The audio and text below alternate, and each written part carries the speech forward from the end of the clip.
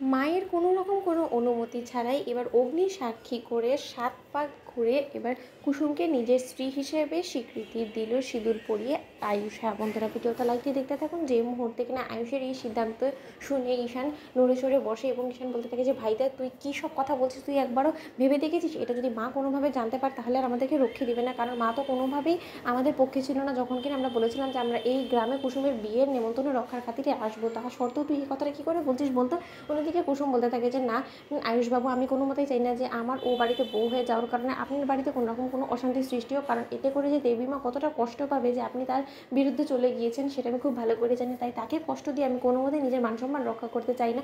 তার থেকে বরঞ্চ আমি মরতে চাই এবং আমি মরে গেলে আমি মনে করি সকলে শান্তিতে থাকবে এবং সেটাই হোক, সেটাই ভালো হবে। অন্যদিকে কুসুম যখন বিষ খেয়ে মরতে নেয় ঠিক সেই মুহূর্তে কুসুমকে সেখান থেকে টেনে হিঁচড়ে নিয়ে এসে যখন কুসুমকে জোর জবরদস্তি আটকে রেখে আয়ুষ যখন 7 পাক ঘুরে কুসুমের হাত ধরে এবং সকলকে সাক্ষী রেখে কুসুমের স্মৃতিতে যখন আয়ুষ সিঁদুর পরিয়ে দেয় এবং বলতে থাকে যে এবার নিশ্চয়ই সকলের শান্তি হয়েছে, আজ থেকে কুসুমের নাম হলো গিয়ে কুসুম আয়ুষ গাঙ্গুলি। এবার হয়েছে কুসুমকে আমি আমার স্ত্রী হিসেবে গ্রহণ করে নিলাম। কাকা তুমি একদম টেনশন করবে না, কুসুমের মান সম্মান রক্ষা করার দায়িত্ব সম্পূর্ণটা আমার এবং ও বাড়িতে কুসুমের যাতে কোনো রকম কোনো অপমান অসম্মান না হয় সেই দিকটা আমি খেয়াল রাখবো। এবং কাকা তুমি নিজেকে এর জন্য বিন্দুমাত্র দোষারোপ করবে না এবং নিজেকে তুমি ছোট করবে না।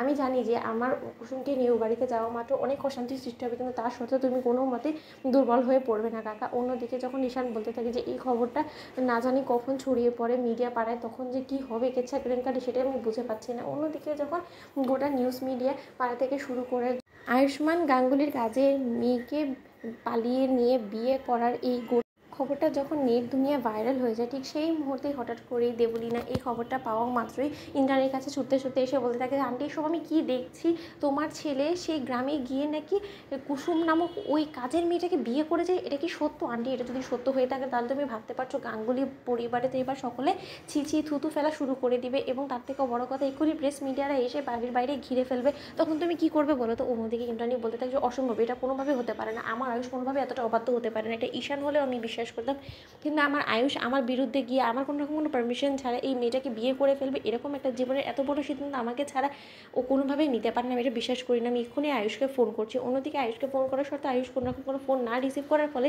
ইন্দ্রাণীকে দেবলীনা বলতে থাকে যে আন্টি যখন আয়ুষ ফোন রিসিভ করছেন তার মানে তো কিছু না কিছু একটা ঘটনা অবশ্যই সেখানে ঘটেছে, তার জন্য আমি বারবার করে বারণ করছিলাম যে সর্বনাশী মেয়ের গ্রামে ওদেরকে তুমি যাওয়ার পারমিশন দিও না। এবার নিশ্চয়ই তুমি বুঝতে পারছো যে কত বড় একটা ভুল করে ফেলেছো, তাদেরকে তুমি সেই গ্রামে যেতে দেওয়ার সেই পারমিশনটা দিয়ে। অন্যদিকে ইন্দ্রাণী বলতে থাকে যে যদি এটাই সত্য হয়ে থাকে তাহলে আমি নিজ হাতে গুলি করে মেরে ফেলবো ওই মেয়েকে, কোনো মতে মেয়ে বাড়ির বউ হয়ে ঢুকতে দেবো না, আমি বলে রাখলাম। তো বন্ধুরা লাইক এবং শেয়ার করে সাবস্ক্রাইব করতে ভুলো না।